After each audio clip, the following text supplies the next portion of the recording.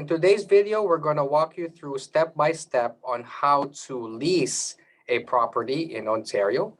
For example, we have a client who's asking us to help them acquire a property at 50 Absolute Towers for a rental rate of $2,000 per month. So what is the process? Let's go through it step by step.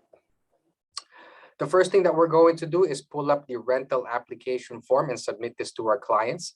They're going to fill up every blank space that is available, applicant, who is occupying it, the previous last two residences, employment information, prior employment information, name of bank, financial obligations, and as well as personal references and automobiles. As soon as they're done filling this up, have them sign this application and return to you. Now, what's included with this rental application? We're going to ask the credit reports for all of the applicants. We're going to need an employment letter with at least 3 pay stubs attached to it. If the client is self-employed, we're going to need 2 years of notice of assessment from Revenue Canada. We're also going to need a copy of their government issued license, and as well as any landlord landlord reference letters that may help the application. So once those forms have been submitted to you, now it's time to prepare the offer to lease.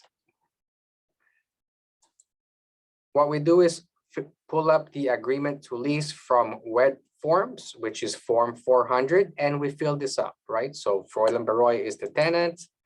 The landlord is Froilan Garcia. The address, this is not really mandatory. We put the property address here, 50 Absolute Tower, Unit 800. Term of lease for 1 year, commencing, say, on July 1st. Okay, the tenant will pay the monthly lease, and we said $2,000 per month.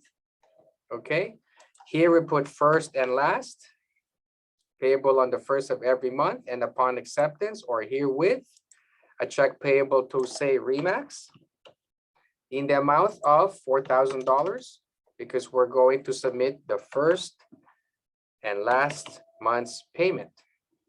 For this section, for the use, we just put residential.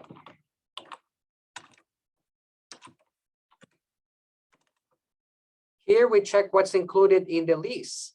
For example, the gas is included, we check that. Oil is not, if it's not pertinent, we skip that. Electricity, the landlord, hot water tank, landlord, water, tenant, cable TV tenant, so on and so forth.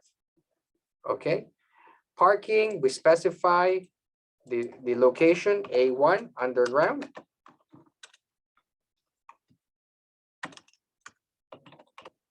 Additional terms, if there are any, and schedules, most likely Schedule B. Irrevocable is when this offer is valid until. So we just fill that up. Notices, we just put our email address in there. And finally, in the Schedule A, we don't really have to spend a lot of time pulling up the clauses here, because there is a Ontario Standard Lease Agreement that is in place. Also, most likely, if there is a Schedule A, the landlord would have it ready for you. I'm just going to send it to your clients for initials. What I put here is landlord agrees to provide a signed copy of the Ontario Standard Lease Agreement within 10 days upon acceptance of the agreement to lease.